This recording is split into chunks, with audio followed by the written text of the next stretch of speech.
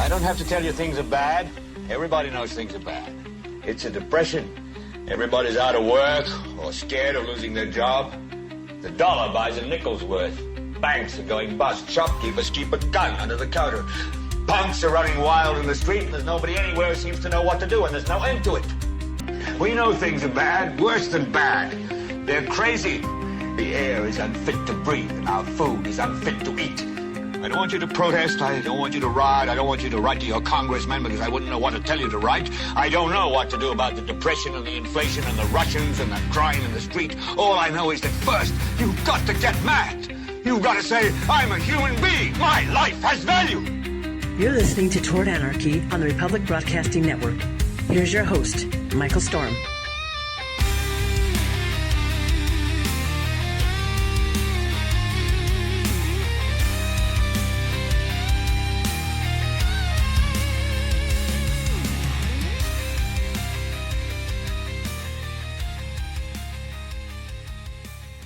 Welcome to Toward Anarchy. Thank you so much for joining me. I am Michael Storm. It's terrific to be with you again, as it always is, each time we get together to do one of these things, have one of these conversations. Well, this time, just to let you know right up front before you even get into it, this is the second half of the conversation.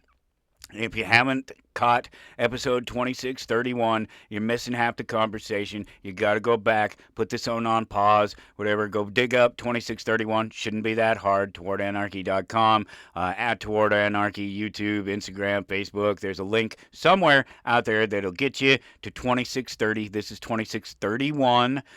You got to go back and catch 2630. That's the first half of this fantastic little conversation that I will remind you of that I'm having across the network. Obviously, we're just coming back from break and you're hearing this, so you're hopefully still aware of what we're talking about. But for everyone else, not listening across the network, it's broken up into two parts, and so this is part two. Go find 2630, catch part one, and we'll dive into what we're talking about here in 2 seconds. Just do me a favor real quick, even if you have to go back and find 2630, click like on this one and come back to it later. Do it now, because when you're listening to it, you're not going to, it's already come and gone. I'm at 10%. I've spent years watching this.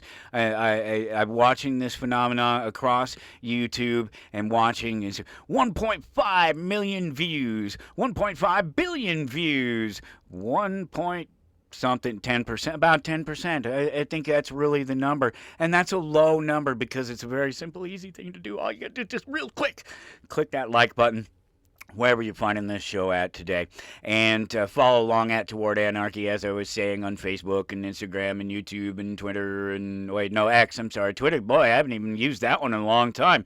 And if you're ever in Topeka, Kansas, stop by Amazing Fantasies, my comic book shop, and say hi, and I'll sell you a comic book, or I'll trade you one. Maybe I'll buy a comic book from you if you bring me one. And of course, visit TowardAnarchy.com. That's where you can find absolutely for sure, regardless of whatever else, the episodes that I'm talking about. Episode 2630 is the first part of my Anarchist Audit of Anatomy of the State, the little pamphlet. You could call it a book. It's a 57-page book, pamphlet, whatever. If you made it book size, it'd be like 13 pages. It's small, but it's well noted, and there's an index and some things, which I didn't go through the index. I just read the core of the book. I did it at 3 o'clock this morning. I made some notes in an effort to sort of... It's a little bit to do with me, as everything. This is my show. It's about me. I can only think about things in terms of my reality. I can only convey things from my point of view. I can convey things from other people's point of view, but I say quote. That's a quote, or I just play their bit and let them run on with it. But I've spent an entire lifetime not reading the great anarchist philosophers, not reading the great economic books from the great economics minds, Keynes, or from the Austrian school, Mises, or before them, Adam Smith, or any of these others. I know of these people. I know of some of their works, and I know of some of the ideas that they come out of. I know about spirit animals out of the Adam Smith camp. But again, as I was saying in the first hour, really, truly, my understanding of these things was formed at a very young age with very little information. And so as I'm reading this for the first time at the age of 53, having already known what this says, basically from cover to cover, without ever having read it, and believing it, basically. I've told you there was one thing I found that I didn't quite agree with, and I'll reiterate that at some point coming up here, because I made it in my notes to come back to it. But this is my understanding of the world that somebody decided to write down on a piece of paper, and it's pretty neat. And it's pretty neat to come through after a lifetime of proof, of living it through action and through observation and raising the great kids, the happy kids, the smart kids, and being happy and healthy and smart myself, living this ideology and living an individualist lifestyle, not concerned about the state or popular opinion or any of those things, understanding the anatomy of the state, as it were, to be very simple to recognize and understand when you have a very limited source of tools. And unfortunately, that can lead somebody, it can lead them down the wrong path. And not to say that I ever went down any wrong path, but I've spent my time looking at conspiracy and down literally on the street, dodging the pepper spray and marching on the banks and doing these things that are actionable while I talk about these things and experiencing them 100% from the ground up instead of through a book. And so it's nice again to come back and look at these things and find that these are not only good ideas that I came to 99.9% on my own, but other people have been talking about them for a long, long time, and that mine is another reasoned voice and argument in this space that isn't saying the exact same words, can't be accused of just parroting what somebody else says, but actually has his own words and own thoughts about these things. And so I'm analyzing the book. I kind of broke it down, and I made just a little bit of notes on every chapter and every important thought throughout the thing, and in my own words, and as I do in my own presentation. And I'm about halfway through the actual notes that I have. It's timed out really well without any sort of effort to try to other than just look at the clock and go, I have to be done with this thing right now in 51 minutes. We have 51 minutes to finish this thing. So when we left off, we were talking about the sort of things he's talking about, Rothbard is talking about, amongst others. He mentions other people, and I mentioned some along the way, and I'll mention more as well as he does. But the sort of these various aspects of the state, and in particular how they retain their power. And one of the things that we've talked about many times over the years is something that all these things are things that we've addressed over the years in one way or another. It's a really great thing. And to see it all in this space like this. Tradition becomes sort of rooted in the longevity of the state. That was my note. That the longer a territory is ruled by a particular ideology, the more validity the state that pops up out of that ideology, the more validity that state acquires simply through tradition and through time. And I guess it's in the founding documents of this nation where they basically say, we shouldn't throw it out lightly, but if it ain't working, throw it out.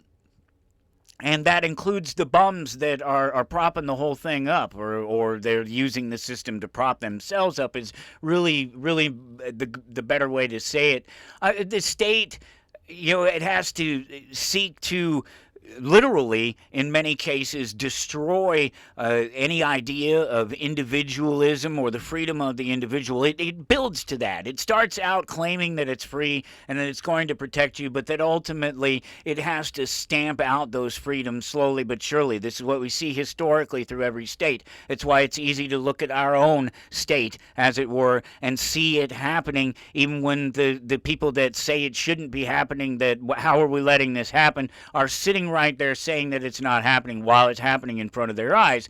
It really has to set out to destroy these things because they're antithetical to the collective notion of the state, and it's the thing that I've been very clear about over the years, that the state, any state, right, is a socialist collective engaged in the institutionalized, the legalized theft for the benefit of the collective on the claim, but really just a small percentage of the collective, the political class itself.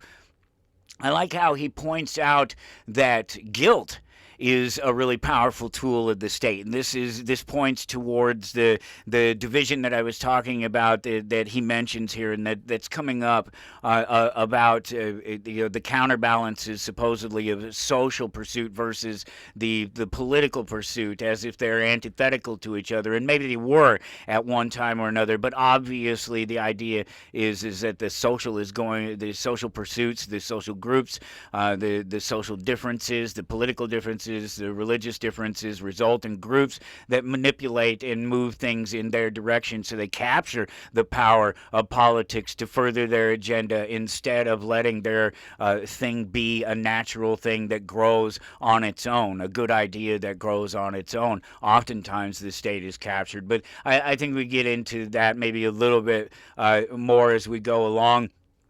But it's all about this theft, this redistribution for not the collective. We're told it's for the collective, that it's for the good of the collective, but it really is for the good of a small percentage of the collective. That's what it really amounts to, and that guilt is a part of letting that happen. That guilt about having more than somebody else. You're guilted all the time. You shouldn't have more than somebody else, but you also shouldn't have to work so hard. And it's not fair that this person has that. And that person, it's guilt. If you have too much, if you have too little, if you don't have enough, and the reason is because there's no definition of those things. None of those things. Those are all arbitrary things, and so guilt is easy to form in people. All you got to do is trigger the one thing that they think socially is not, that they participate in, is not that it's wrong, that it's unacceptable. When in fact the only things that are wrong are unacceptable are the things that you do involuntarily against somebody, which is the state. It's what the state is. It's involuntary action. It's forced coercion and participation. It's really part of its all of its ability to grab hold of and absorb any of the things that might stand in counter of it. How many times have we heard recently about sort of state actors and the statists themselves, I guess, going on about trusting the science, and he gets in there at one point and talks about how science is the new God and the validity of the state. And this is years ago, but there's this perfect example of something that's happening today, and something that he's basically saying, this is what's going to happen.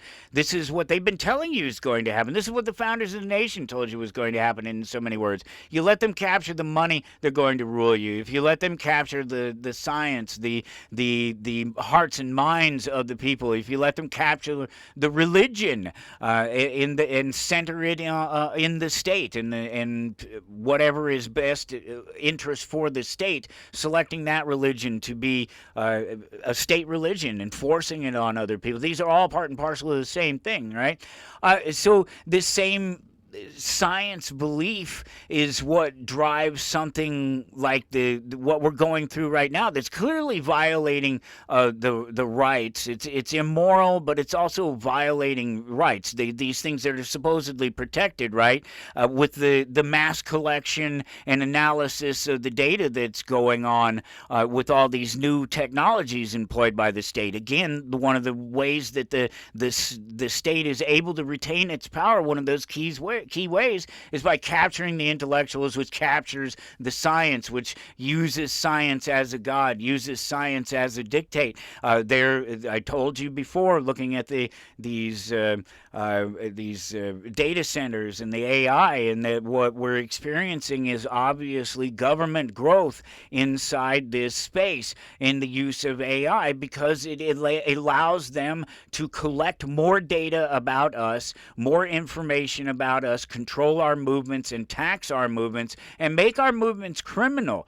And it's pretty scary, some of the things that are happening out there. I really haven't come together on a flock presentation, because I think it should be ultimately fairly obvious, but I'm still having to explain to people that it's not the same thing as carrying your phone. That's not the same science. There's definitely something to do with intent there, but one of these big ways that the state maintains its power is by capturing the science, and that science and that the guilt and that belief in science, excuse me, are things that are used collectively. The state uses the technology and the data and the employment of it to claim that it knows what's better for us, that it's better for the collective, the us part of it. It's a protection and it's a service that the state provides for our benefit, not its own. But the only ones that really benefit from it in the end are the corporations that put it in place, that were paid by government to put it there, that government uses to move, to tax and control our movements. It's completely circular. They feed each other. That's the problem with the state and its ability to transcend its limits. That's a quote that they use and that Rothbard uses in the book. That's because that's where he's going with it, right? These things aren't provided for our benefit. It's done for its own, and so it has to be able to transcend its own limits. It has to be able to grow and exceed its authority and absorb any notion of sovereignty or limitation on state power. He introduces me here, I guess, at this point to Bertrand Juvenal. It's a name I'm familiar with, but again, I don't know the person. I don't know anything about space and time, their space and time, or their contribution. And it's nothing against them. It has nothing to do with them. Again, these things are obvious, and I think these people would tell you that they're obvious. In fact, I'm pretty sure they use the idea, the notion over and over again in this. I may have made a note in it that's coming up here when we get there. I'm really sticking to the order of the book, if you're wondering. While I'm not naming off the chapters, I'm just talking about the core ideas in the book. Some of it is specific to a chapter, but it all pieces together. If you read all the chapters, they make complete sense with what's being talked about, as they should, within the chapter itself. And so at this point, we're talking about how the government retains its powers and the manipulations that it uses, and how tradition and guilt and patriotism, we haven't got there yet, but that's part of it. I don't even know if I put that word in here, but I suppose so. It's patriotism and nationalism. There's some examples of that, them driving home patriotism and nationalism by suggesting that it's best to draft people, that they shouldn't have a choice, that they should have mandatory service, things like that. That defense of the problems of these people over here that they pretty well created themselves is my responsibility when I'm not particularly in danger. That's a concept that they touch on that Rothbard touches on in here as well. That demonization and degradation of other states and other ideas and ideologies, and that turns these basic conflicts between sort of rulers and their beneficiaries that were smaller conflicts throughout history. There were smaller conflicts, often fought by hired people, and not necessarily about gaining more territory or something like that, but just expressing that this is our territory and defending a particular territory or ideology or something within that space and letting others know that they can't come into it. It's not always about conquering, but it is always sort of centralized around a socialist ideology, an ideology that you're attacking the state, you're attacking the king, you're attacking the president, you're attacking me. That if you're attacking military installations in Iran, in and around Iran, or the Strait of Hormuz, that you're attacking me when you're not. It's got nothing to do with me. It's not my fight, and it never has been. And these things have been turned into. That's part of the guilt, the patriotism, the nationalism. It's all tied together in sort of finding the spaces where the state can grow its own belief and how then it can transcend its own limits. Because again, not having read the Juvenal, I don't know it, but he points to the reversal of natural rights expressed in the Bill of Rights to become this sort of permissions granted by the state. We talk about this all the time, how people, and it's even pushed in some of the literature, the educational literature that has been put out over time and simplified, supposedly, the sort of looking at the Bill of Rights and simplifying it and putting forth. It's always couched as being basically a privilege that the state gives us, as opposed to what it was supposedly supposed to be, the codification of natural rights that existed in light of the state. No matter what the state has, that it couldn't transcend its powers, its limits over these individual permissions that we now have that are supposedly protected by the state. He goes on to cover a lot of related things that we've talked about repeatedly over the years. Truly, just at this point in the narrative, it's great because it hits on so many things that we put in so many other words over the years, to be able to have them here and to recognize that we're not alone out here. We're not the first person or the last person thinking about these things by any means.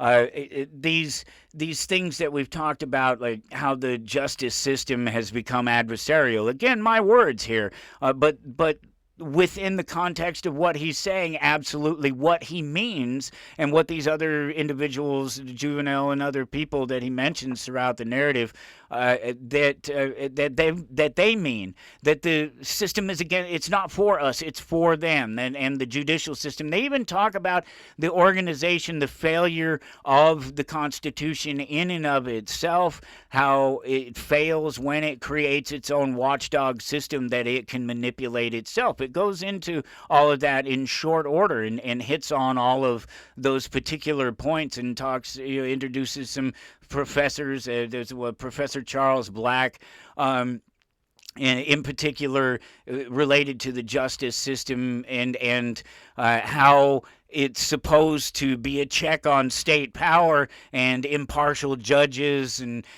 that facts and disputes between the sort of people and people and the people in the states and the states and the states, and that's what they're supposed to be for. But what they really end up being is these tools that the system uses itself to justify its own power, to justify its own existence, to codify more powers for itself, and that the professor is really just simply trying to tell us that the state uses its own authority to justify its authority. It's something we talked about all the time. That's why its authority is invalid, because it uses itself to justify its own authority. It doesn't use fact, it doesn't use logic, it doesn't use reason, it uses force, it uses coercion, it uses redistribution of wealth, it uses all of these things to justify its own authority. And that's something that, if if something is deemed constitutional, it's moral, it's right, it's scientific,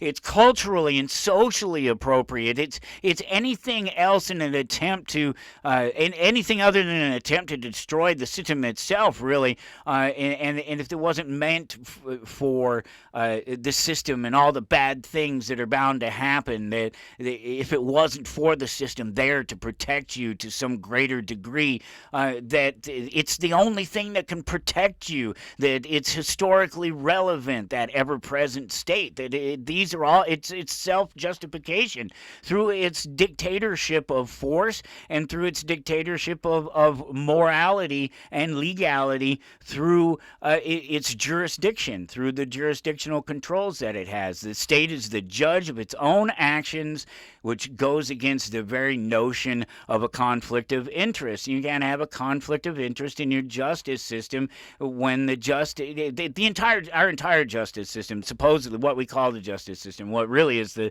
tax and control system, is based on this very erroneous notion that the same people who make the laws and enforce the laws and adjudicate the laws and pay for the prisons and profit from all of it along the way can use those things against individual people, set those things up, and pretend like we did it, like you and I have a say in it. You know, what I was saying earlier is it's self-evident, or the words like it, phrases like it, seem to be repeated throughout the narrative, but they're otherwise sort of meant to, when we're discussing much of this, that all the different people referenced and things that I've made claims over and over again myself, to not see it, to willfully ignore or deny the very nature of the state. It's really self-evident. Those people that don't recognize it are there. That's what they have to do.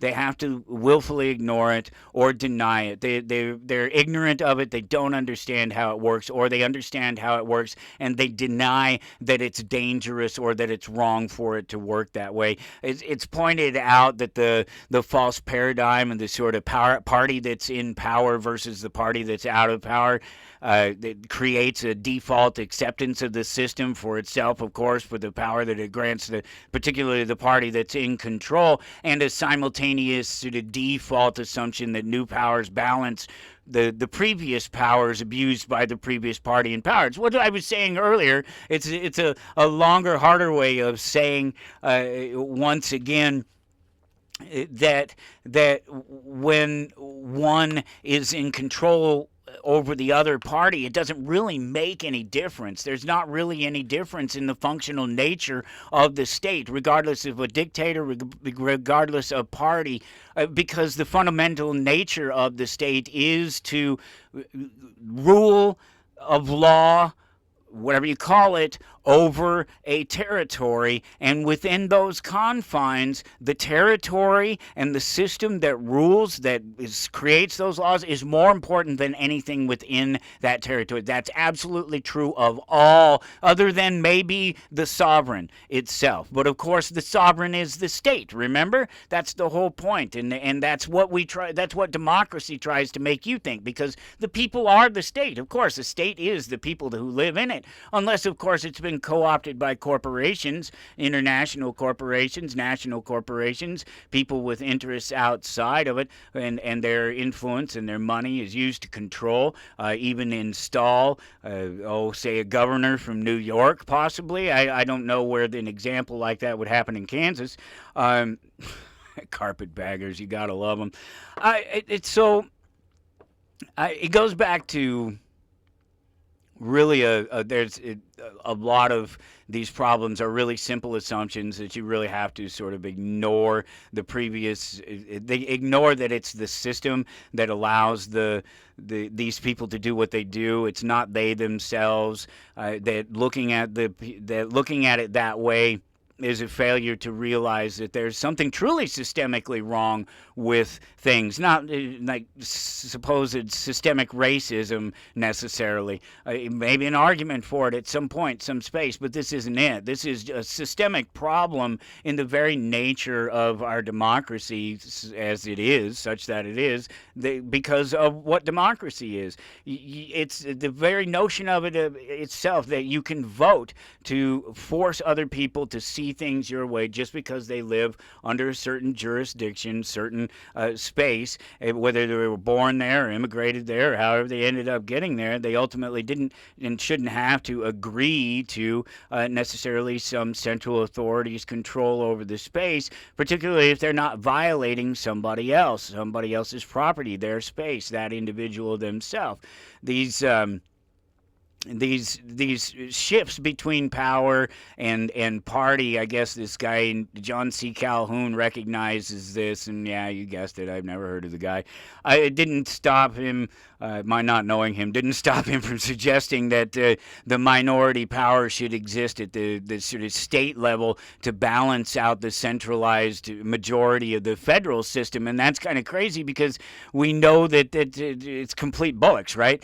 It's just another state that could abuse its power. Rothbard points this out, of course, because he doesn't agree with the Calhoun guy. But again, everybody, broken clock in some cases with some people. None of these things are to be accepted, again, carte blanche, to be taken without observation and consideration.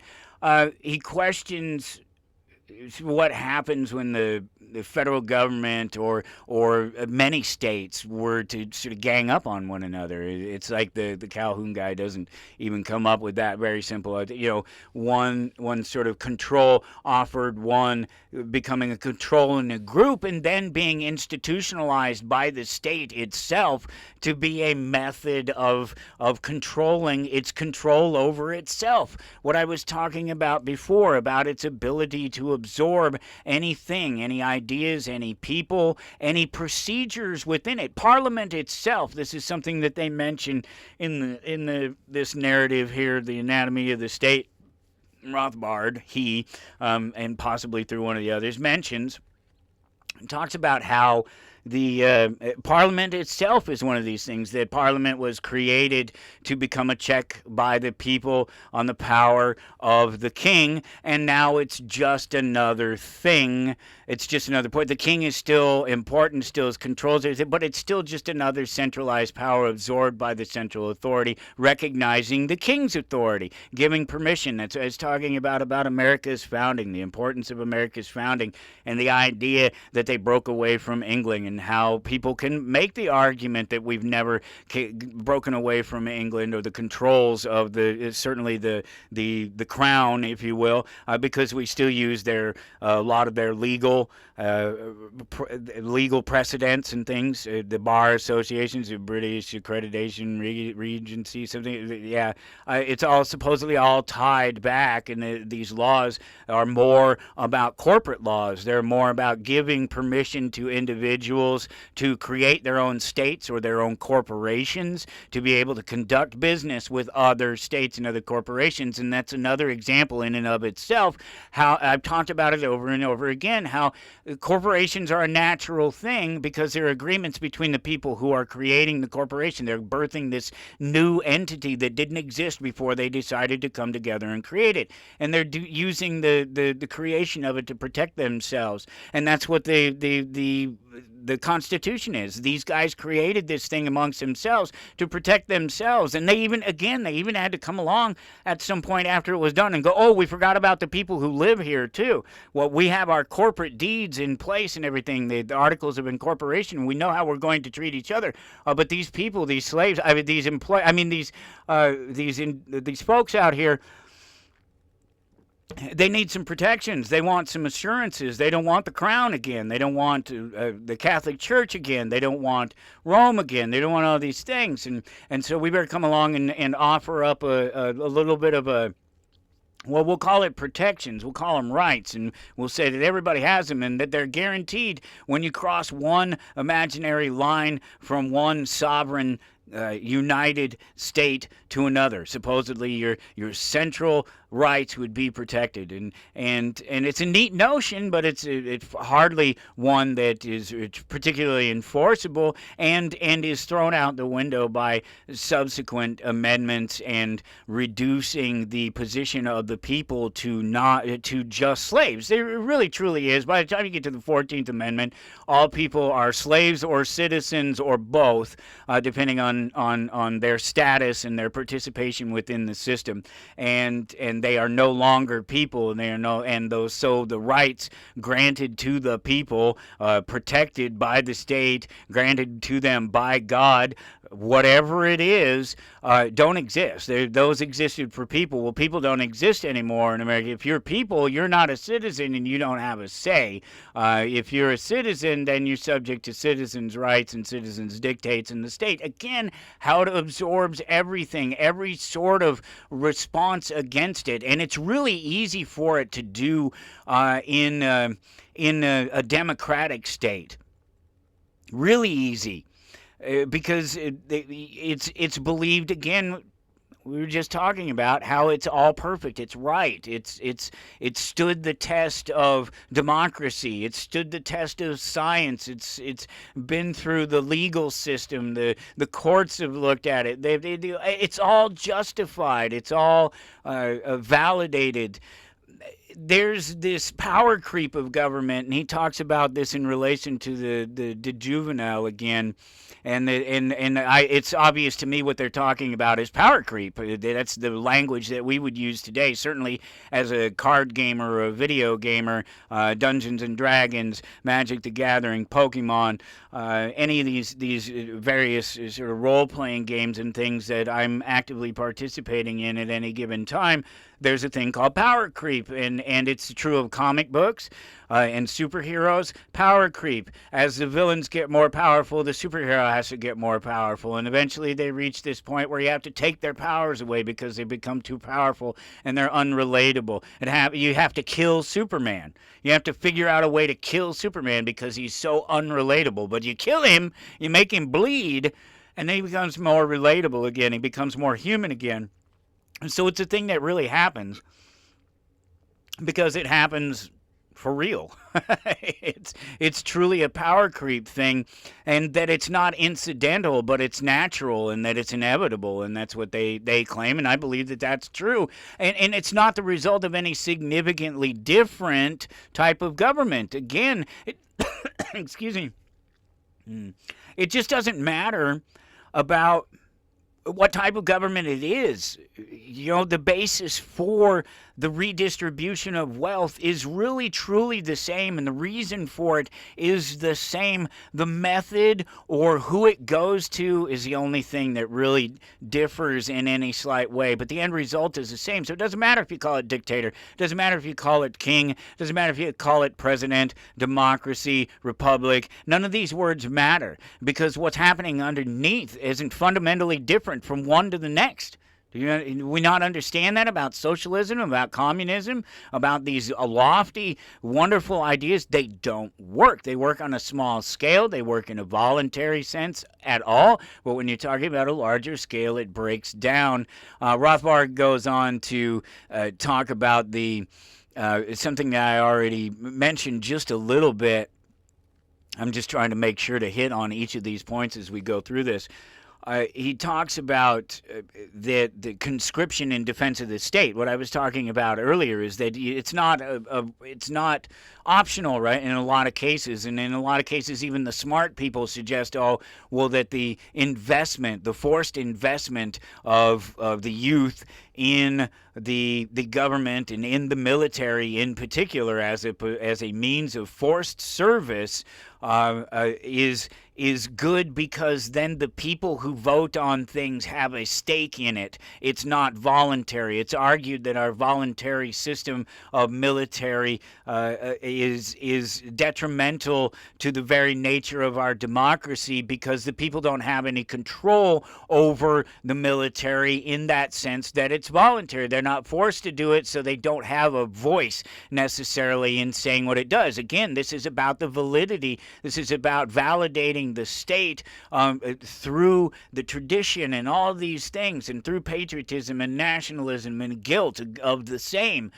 All of these things come together to really make sure that the state stays in control, that it controls its jurisdiction, and that relationship that I talked about by the 14th Amendment between the state and the people who live in its jurisdiction is changed. It changes over time, and it changes for the benefit of the state every single time, and this is part of it. Sort of refusing to be conscripted is an act of violence against the state. You're not going along with the program. You don't want to be a member of our society, a citizen with privileges. Remember, the flag is right behind me. Join the Mobile Infantry. You can't see it, but it's one of my favorite movies back there. Join the Mobile Infantry. Citizenship, the service guarantees citizenship. That's the quote. Well, they think that's better because citizenship itself is a very sad thing. It's a construct of the state. It's not about individualism. It's about sacrificing for a criminal and corrupt state. The same criminal and corrupt state we've been talking about this entire time, right? It's kind of about this time that I knew that there was this quote coming, that I knew it was going to pop up here somewhere. I was sure enough that it would, and it did. War is the health of the state. Because that's what he's getting at by now. You're going to be conscripted. You're going to do it for the reasons of tradition, because the state is right, because the state is good. It should be self-evident that it is. But war is the health of the state. And I've heard it before. I knew that. I've heard it before. I don't know where it came from. And I thought maybe as we were getting up there, because it did. It popped in my eye. War is the health of the state. That's where he's going with this, and sure enough, a paragraph later, a page later, the next page, there's some mention of it being right there. War it's the quote. I mean, it's not even a mention of it being there, because he goes on to tell me who it was, because it wasn't him. I didn't know. I could have assumed it was, but otherwise was self-evident. It could have been Rothbard. It could have been anybody, but apparently it was Randolph Bourne who said it. The war is the health of the state. I don't know who he is either. Sorry. Again, nothing on these people. It just doesn't matter who those people are. It's self-evident before I ever knew who quoted it, whoever said it, before I ever heard the quote, before I knew any of that, it was obvious that war, or rather, as I would put it, because I would counter with this, it's not war, it's crisis. It's any crisis, right? Isn't that supposed to be the point of Crisis in Leviathan? That crisis is what feeds the monster. It feeds the beast. I only read a chapter of it, but I got that that's the point. That's what we were getting at. Yeah, the system takes advantage of something like war, any crisis. Hey, let's talk about COVID. How about that one? That was a crisis. They took advantage of it. There's clearly another one of these obvious recent examples, something that has happened, something that he's talking about all these years ago, clearly stating that these things are problematic, that these things will become an issue. They're an issue. They're an issue. They're an issue. It's a real problem. I mean, the obvious gist of it is that crisis provides opportunity, right? See what I did there? Crisis, opportunity, it's yin yang. It's the same thing. It's the same word in Chinese, right? Crisis and opportunity. The state can exercise its authority over its jurisdiction and the people within it, up to including suspending all of their rights and privileges and protections for the very protection of the state, for the crisis, to make sure that the state goes on, that the society goes on, all the way up to and including your life. Absolutely. There's no question about it. That's what it is. Crisis is the health of the state. I think it's obvious, right? It's sort of put to you, really. Does the state spend more time protecting people and property, or does it spend more time with greater all effort in protecting itself? We talked about this in the terms of policing, and we've talked about it in the terms of the courts and the charges and things that they will file against you, and how they're meant to pile on, and that they're not about resolving the problem of damages to person or property, that those those things are secondary to the system going through the process and the system making itself money. And that's me again saying that the system is adversarial. Yes, the state, that was his basic question. Does the state spend more time protecting people and property, or does it spend more time protecting itself and its own interests? And the obvious answer is it spends more time protecting itself and its interests. There's no question about it. They get in there. Rothbard touches on the law, how it's naturally derived out of it. I mentioned it earlier, how it it comes out of the need to protect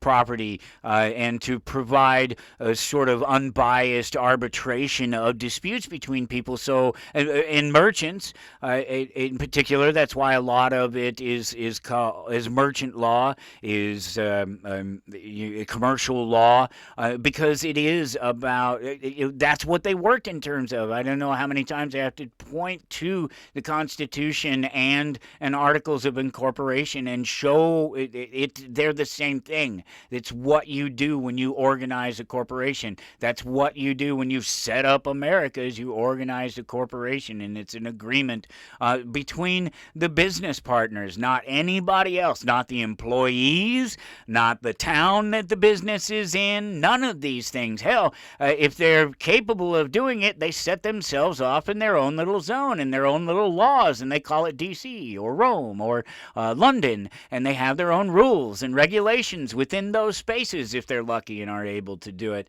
But the law itself, our natural law, and this idea that we would have arbitrators and that we would have a thing like a corporation, that a corporation could be a natural thing, is because they provide simple, basic contractual agreements between the parties involved in creating them. We're not involved in the creation of America. I don't know how many times you need to figure that, but it had nothing to do with us. None of us were alive when it even happened. So it obviously couldn't have involved any of us, and it couldn't have involved any of the people who represent us now. This is not possible. They weren't alive then. They're only upholding the tradition that has existed and the system that has existed. They've not proven, they themselves set up a new system. They're not changing anything.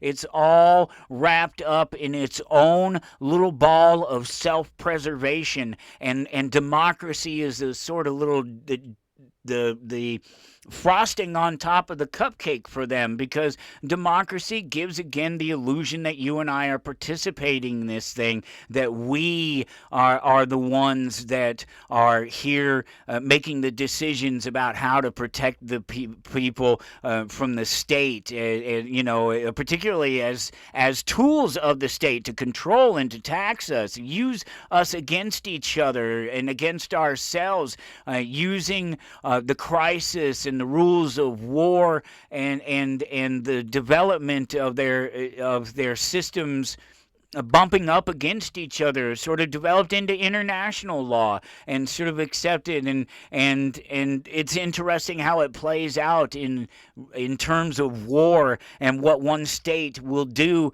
and disregard or regard as they may in these rules of engagement that have popped up, these laws of engagement that have popped up throughout around the world, and how they will choose to, as at their whim, and based on their power set, whether or not they're powerful enough to sort of defend their position, at least for some period of time, do whatever the hell they want to do. That's what I'm getting at. They'll do whatever the hell they want to do.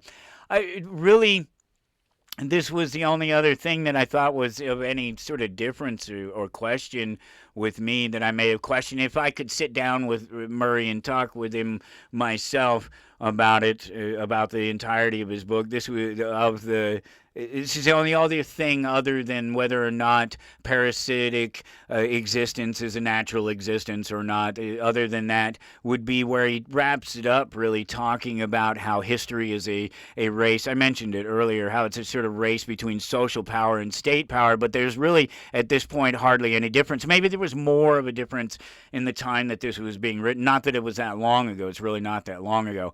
at all.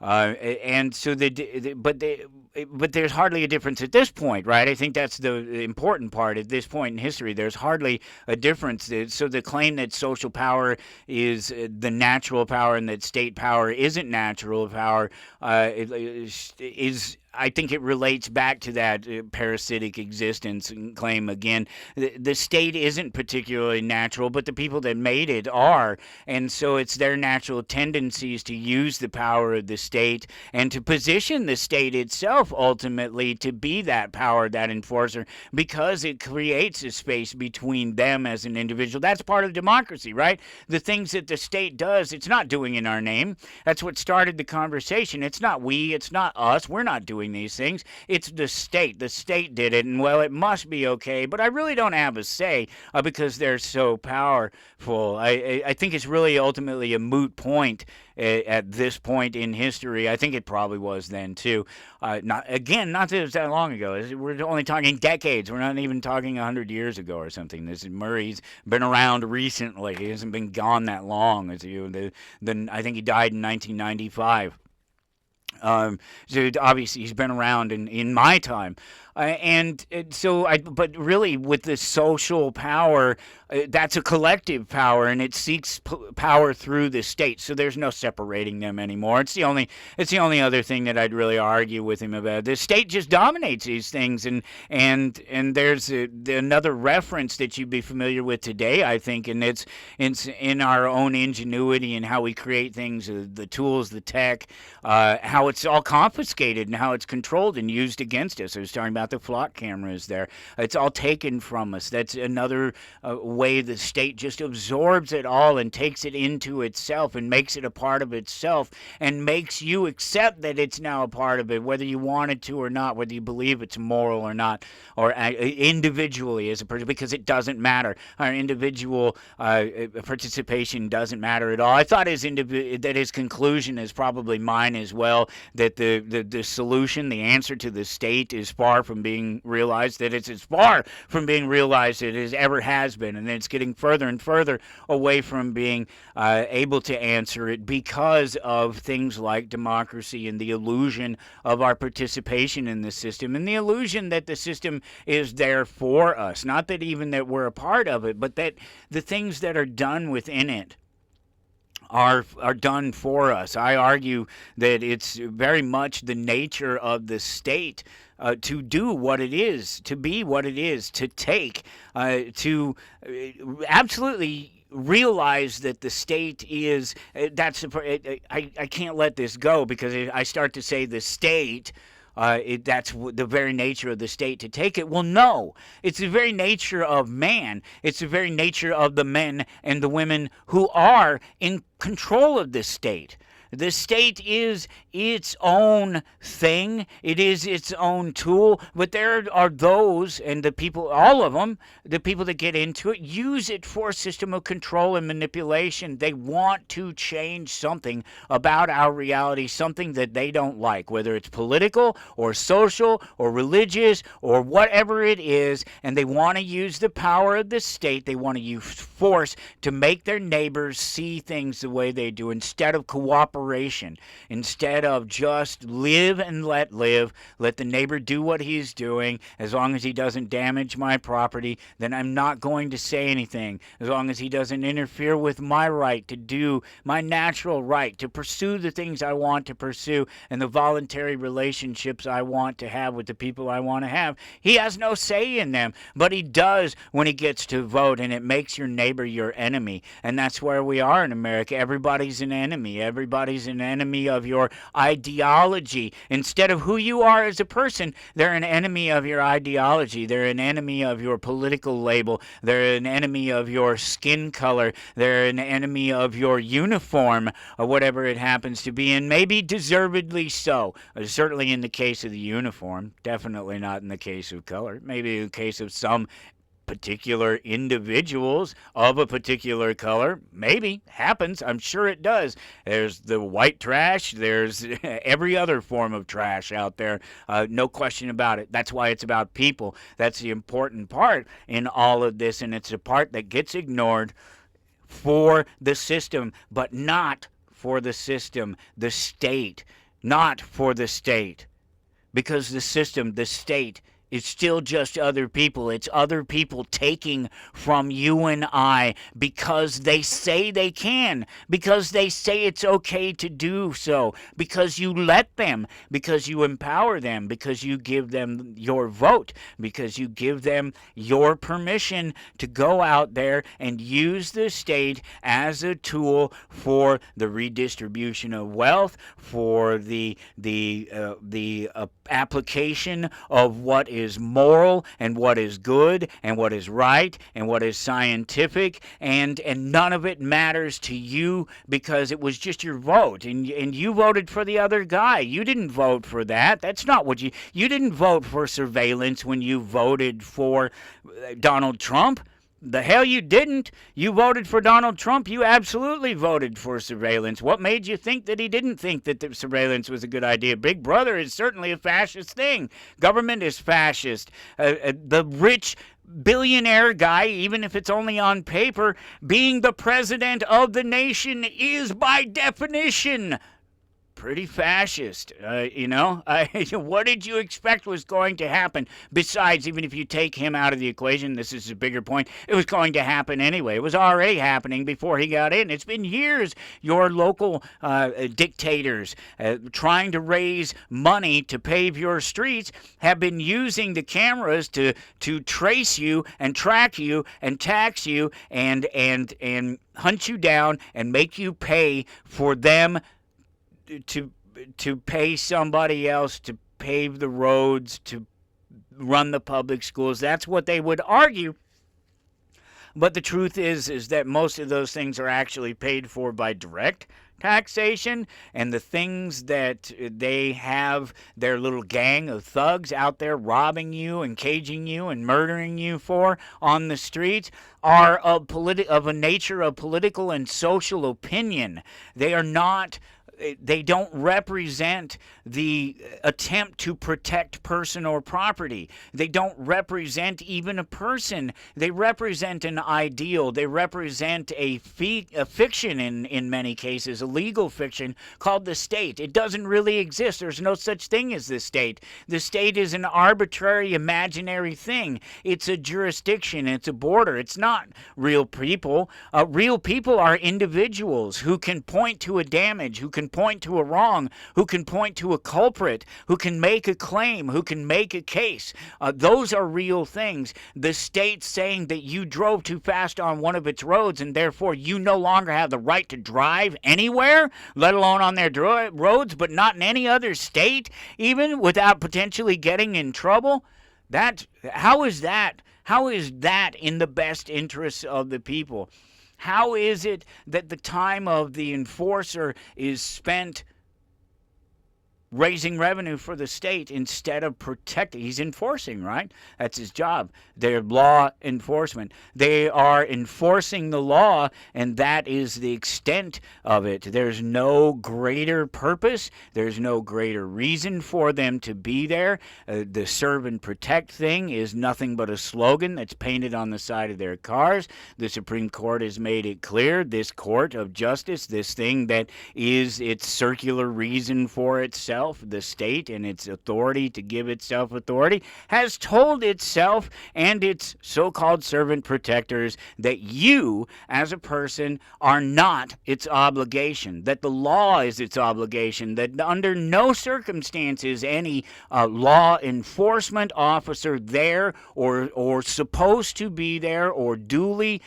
designated to protect you. They are there to enforce the law. That's not the same thing. You can be a victim of the law, and they're there to enforce the law, not protect you from the law. That is their job. It's not a thing. It's not a statement being made by myself or Murray Rothbard or anybody else along the way. It's the very nature of the state using its only tools to fund itself and to justify its own existence. That is the anatomy of the state. state broken down, cut up into its little pieces, and observed by somebody presumably smarter than me, but I didn't miss a beat in it. I recommend the read for anybody. Listen, this book didn't tell me a single thing I didn't know other than the names of a couple of people and where a quote came from. There wasn't a single moral, legal, economic consideration in these 57 pages that I didn't already know or understand. But that's me, that's not somebody else, that's not this is the perfect tool to break down that barrier of the statist and the person who believes that the state, for whatever reason, under the right conditions, is the answer to all of our problems, and it's going to solve our problems. That's the audit. I am done. It took 2 hours to do it, but I appreciate you hanging out and doing it with me, and we'll catch you on the next one.